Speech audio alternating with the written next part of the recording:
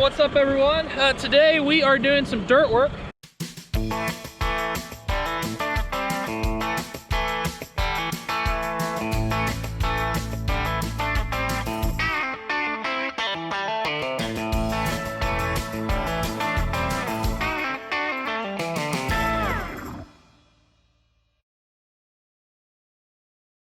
All right, before we dig, we're going to go to 811. So for us here in Kansas, it's Kansas 811. And we're going to submit a locate request. I'm gonna be a homeowner. And then I will enter my email address, and then I'll enter my street address and go through this process here. Now, I'm not gonna put my email address or home address on this video, but those are the steps to clicking 811 before you dig. And it might be a little different in each state, but you can either click before you dig or call before you dig. And we just encourage everyone to do that before you dig. We have been doing this all week on several different fields. One field, there was a low spot that was holding water and that we drained. Another field, things had, this is our second year farming it, and so there were some really deep gullies that were there when we got the ground, and so we filled those in. Today we're on my field here, and currently I'll show you on the satellite map, but currently this draw back behind me, this draw comes down here, and then when it hits this spot right here, it fans out in 3 different directions, and on a big rain it floods out a huge part of my field. All the water from over there on Coronado Heights, it's just a ton of water coming off those hills, and so it fills up this whole part of my field. What we're trying to do today is, instead of having it go in 3 different channels, we're going to try to put all of the water directly into that pond right there, and then have the pond overflow in just one direction instead of 3. So that's part of the issue, is that there's just channels all over this field, and when there's a big 4-inch rain, it just covers the whole field. We're going to try to divert the water today, and we've already cut a channel here where it was doing kind of an S-curve. We've straightened it out. And so the process of how we do this, talk about what you're doing right now. Well, I set up the transit, and it's just a spinning laser that we level, so it's spinning at a perfectly level plane, and then we measure the depth of it. So what's the depth right now? The laser's over there by the tractor. Where are we at? 4 foot 6 inches, and as you walk up and down, we want it to get higher as we go up and lower as we go down, essentially. And there's specific things or specific slope you want, but sometimes when we're so flat here in spots in Kansas, it's not very much slope, but we're hoping we get enough that it runs off here. And honestly, on a wide angle GoPro, this is going to look completely flat. You're going to see it as a completely flat field. How could you guys ever have drainage problem on these perfectly flat Kansas fields? Well, whenever you're watching drone footage or GoPro footage, just remember that it makes it look a lot flatter than it actually is. Also, because it's flat, makes it hard to drain. Yes. I mean, all of our hill ground drains pretty well. Yeah. Easy. So it is relative. This field is relatively flat. I mean, that's part of the issue, like Nathan said. But we're gonna try to control the water.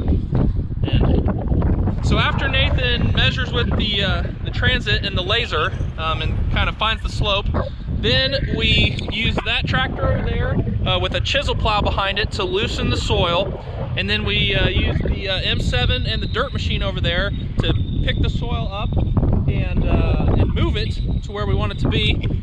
And then the cat tractor is on the scraper.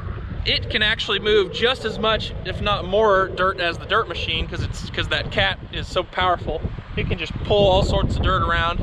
But we also use that to smooth the surface after this dirt machine has dug into the ground. It digs into the ground a little bit better than the scraper, but the scraper helps smooth it as well. So that's kind of our process. Hopefully that makes sense. I'm gonna have Brookanna, my wife, film us for a little bit, kind of show what we're doing up close. All right, so this is our laser, and it spins around when we turn it on, and it puts a laser beam at this height off the ground, perfectly level, you know, all over the area we're working on. And we find where that laser point is hitting using this right here, picks up the laser. And once we know where it's hitting, we know the exact height down the ground is, if that makes sense. Probably not doing a great job of explaining it. Wearing these glasses to shield my eye from the laser.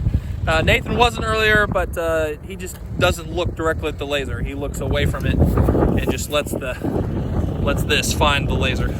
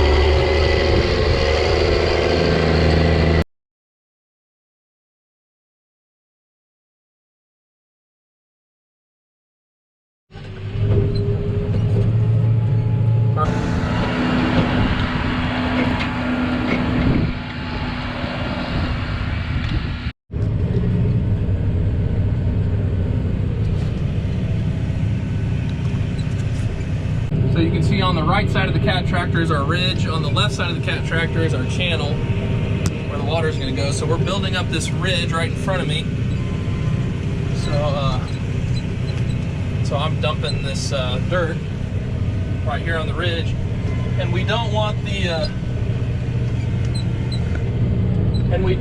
this ridge to be we don't want it to be like really sharp, because the water will probably in a huge rain overflow over the ridge, and if it's sharp, it'll just cut right through the ridge, and it'll kind of tear it apart, mess it up, and we'll have to fix it again. So we're trying to make the ridge flat to where when it does overflow, the water will just be able to go over, kind of like when a reservoir or a pond overflows. You have an outlet where it's flat.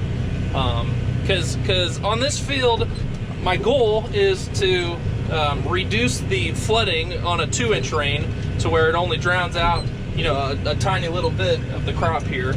But if we by chance we do get a big 4-inch rain, there's probably not a whole lot that I'm going to do. But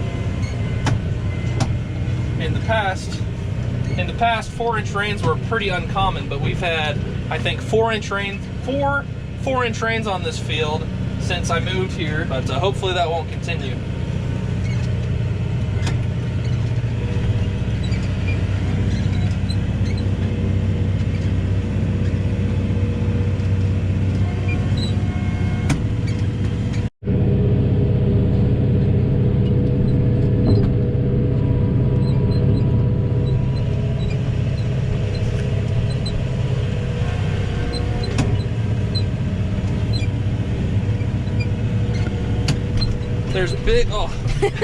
There's big old combine ruts out here because, yeah, when all of this would flood, it would stay wet, you know, for the rest of the growing season, and then when it comes to harvest, it's like a marsh, and we'd have to drive the combines through here and make deep tracks. So again, the goal is to limit the amount of acres that water flows over on a normal rainfall. And here in Kansas, that 4 inches of rain, it doesn't come over 4 or 5 days. I think one of them came in 30 minutes. We got 4 inches in 30 minutes. And so 4 inches in 30 minutes, it really tears up things, and it causes a lot of flash flooding, which is essentially what we're trying to well, with flash flooding, you can't really do anything about it. I mean, a lot of this field is going to flood, but hopefully with a flash flood, the water will recede in just a few days. And the problem with my field is that over time, this pond